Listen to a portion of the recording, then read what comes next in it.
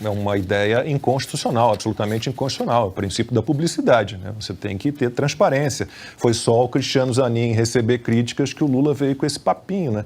Os únicos sigilos que o Lula ataca são os impostos por outras pessoas que não da turma dele. Os sigilos impostos pelo Bolsonaro, por exemplo, ele atacou todos, né? Que tipo de transparência alguém como o Lula pode querer?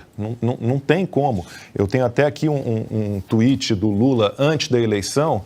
Ele tuitou o seguinte: qualquer coisa, se referindo a Bolsonaro, qualquer coisa é sigilo de 100 anos. Se eu ganhar, vou acabar com esse sigilo. Isso tem que ser investigado. Se ele for honesto, como diz, não deve temer.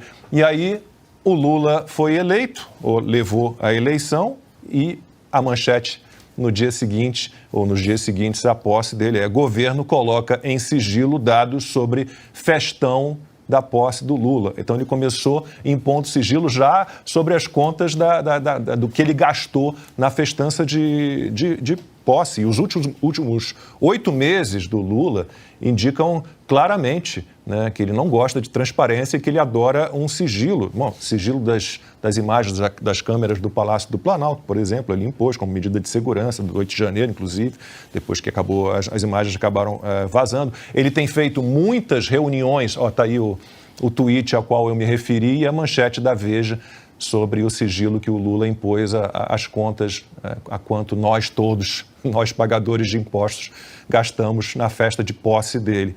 Então, o Lula tem feito, por exemplo, reuniões secretas. Ele, inclusive, usa assim, táticas para despistar. O comboio presidencial vai para um lado ou não vai, e ele se encontra com o Arthur Lira aqui, com outro acolá. Então, não há nenhuma preocupação com transparência. As viagens internacionais, as contas também não são muito claras, né?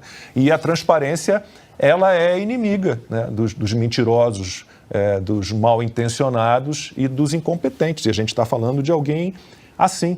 A ideia do Lula, basicamente, é que todos do grupo dele sejam como ele, sejam impunes, né? Façam o que fizerem, ninguém precisa saber de nada, né? Onde é que já se viu, né, o povo cobrar alguma coisa, né? Então, essa ideia do Lula, como a Paula falou, é inconstitucional, é autoritária, é o princípio da publicidade, tem que haver, da transparência, que rege o funcionamento dos órgãos públicos, de qualquer órgão público, inclusive o STF. Para encerrar, eu pego aqui uma fala do Marco Aurélio Mello, ex-ministro do STF, sobre essa situação.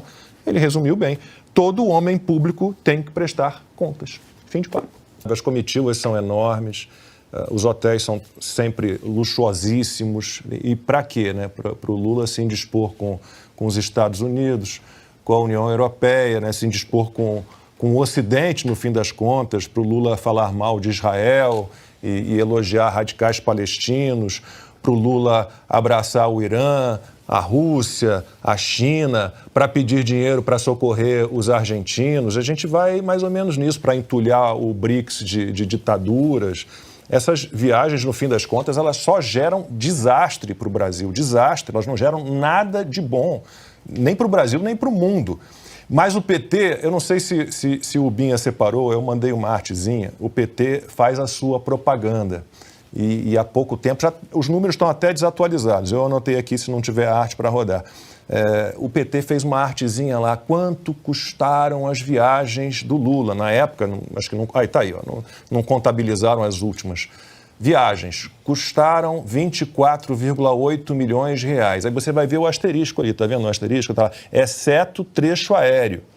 E aí as viagens renderam 111 bilhões e 500 milhões em investimentos estrangeiros trazidos para o Brasil. Numa boa. Alguém viu esses números detalhados? Eu não vi esses números detalhados. Isso é ridículo. Então, no fim das contas, é isso. O Lula só pode ser bom mesmo em peças de propaganda fajuta. O Lula só pode ser bom mesmo em peças de propaganda enganosa. Não tem outro jeito. O Souza falava sobre isso, né? Quando o Bolsonaro passar, deixar de ser presidente, se for, vão ficar num vazio existencial. Eles não se livram da ideia fixa, no pensamento fixo no Bolsonaro. Mas o caso do Lula é o típico acuse-os do que você é, né? Porque quem fala em extirpar, em Como é que ele falou? Nessa gente, animal selvagem. Né? Essa é uma retórica tipicamente genocida. Esse tipo de discurso levou milhões de pessoas à morte no mundo inteiro. E esse discurso é do Lula.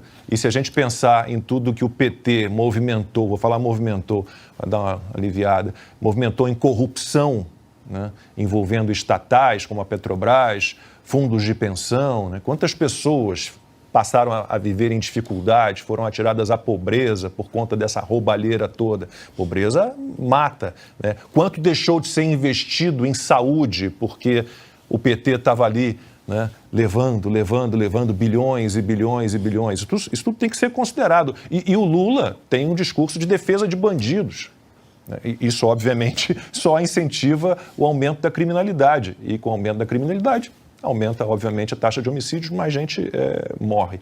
E o Lula é, sabidamente, um comunista. Então, eu pergunto que regime no mundo matou mais do que o comunismo? Nenhum. Né? Então, o Lula não é só um potencial genocida declarado de bolsonaristas, né? Ele é um potencial genocida do povo brasileiro de um modo geral, que está sendo levado, está sendo empurrado por ele para um período de muita, mas muita dificuldade.